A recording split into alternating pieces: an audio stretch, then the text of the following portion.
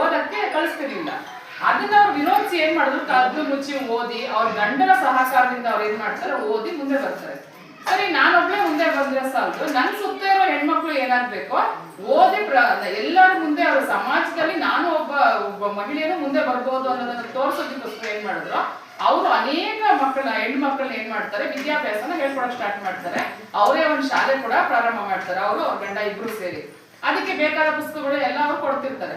ಆದ್ರೆ ಅವ್ರು ಪಾಠ ಮಾಡಕ್ ಹೋಗುವಾಗ ಸಮಾಜದಲ್ಲಿ ಜನ ನೋಡ್ತಾರಲ್ಲ, ಗಂಡಸು ಏನ್ ಮಾಡ್ತಾರೆ, ಇವರು ಇಲ್ಲಿದ್ದೆಲ್ಲ ಮಾಡ್ತಾ ಇದಾರೆ, ಹೆಣ್ಮಕ್ಳನ್ನೆಲ್ಲ ದಾರಿ ತಪ್ಪಿಸ್ತಾ ಇದಾರೆ, ಅವ್ರಿಗೆ ಯಾಕೆ ಬೇಕು ವಿದ್ಯಾಭ್ಯಾಸ, ದುಡಿಯಕ್ ನಾನು ಇದೀನಲ್ಲ ಗಂಡಸು, ನಿನಗೆ ಯಾಕೆ ಬೇಕು ವಿದ್ಯಾಭ್ಯಾಸ ಅಂದ್ಬಿಟ್ಟು ಇವ್ರನ್ನ ದಾರಿ ತಪ್ಪಿಸ್ತಾ ಇದಾರೆ ಅಂತ ಅವ್ರ ದಾರಿಯಲ್ಲಿ ಹೋಗ್ತಾ ಬರ್ತಾ ಕಲ್ಲಲ್ಲಿ ಹೊಡಿಯೋದು, ಸಗಣಿ ಎರಚೋದು, ಹಿಂಗೆಲ್ಲ ಮಾಡಿ ಈಯಾಡಿಸೋದು, ನಗೋದು, ಅವ್ರು ನೋಡಿ ನಗೋದು, ಕೇಕೆ ಹಾಕೋದು, ಹಿಂಗೆಲ್ಲ ಮಾಡ್ತಾ ಇರ್ತಾರೆ.